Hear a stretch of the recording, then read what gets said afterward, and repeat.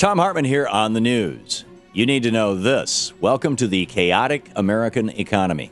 One day after the Dow Jones suffered its worst single-day decline since the height of the Bush financial crisis in 2008, plummeting 512 points yesterday, new job numbers were released showing better-than-expected job growth.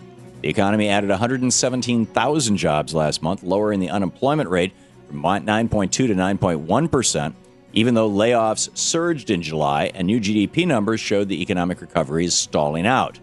The new jobs are just barely enough to keep up with population growth, and economists still fear a double-dip recession is right around the corner. After all, the most recent debt limit deal that Speaker John Boehner is boasting he got 98% of what he wanted in is expected to cost the economy 1.8 million jobs by next year and suck over $200 billion from the economy just in time for the 2012 election.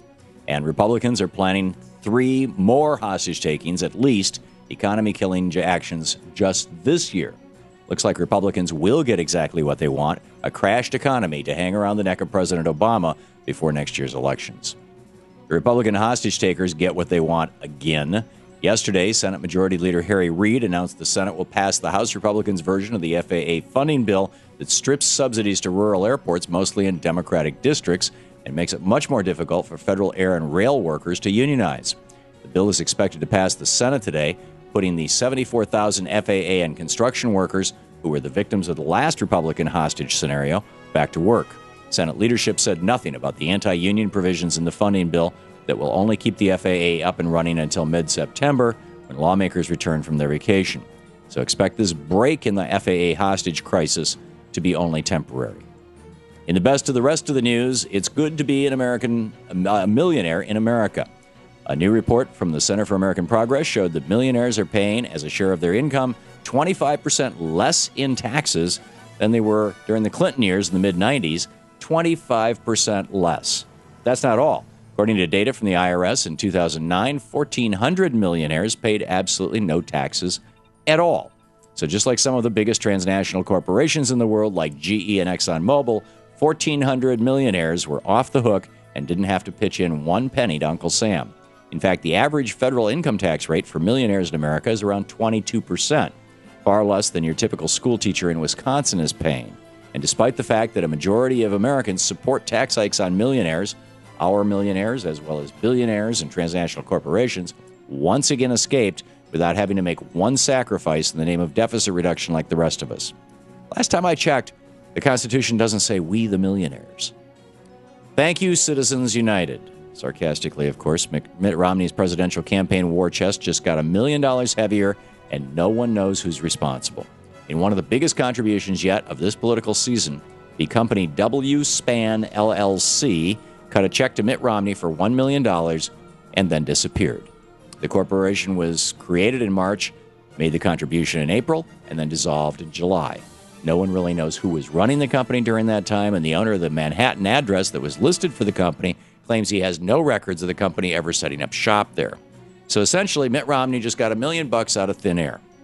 That could have come from some billionaire hedge fund manager, some Chinese business tycoon, some Saudi prince. Who knows?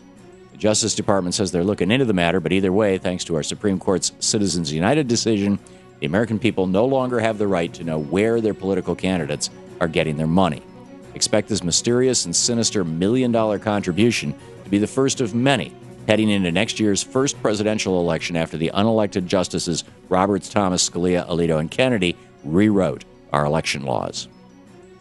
Surprise! After the dysfunction of Congress was put on full display in the debt limit debate, or debacle if you prefer, new numbers show Congress's disapproval rating is at an all-time high of 82%.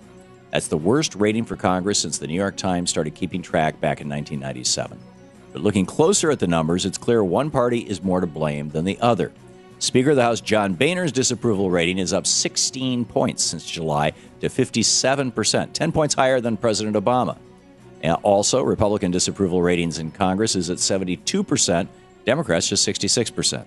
This fits perfectly into the anti-American Republican political strategy: run on a platform of no government, get elected and run government into the ground, then run for a re-election on a platform of no government. Thirsty? Go to Mars.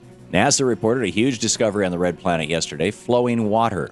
New pictures show what look to be dark streams on the Martian surface that appear to change seasonally, indicating that salt water may be present on our nearest planetary neighbor. NASA Administrator Charles Bolden said that the discovery, NASA's Mars exploration program brings us closer to determining whether the red planet could harbor life in some form. Well, as soon as we find out, can we send the Ron Paul and Ayn Rand libertarians up there so they can start their free market commune? It's never worked anywhere it's been tried on Earth.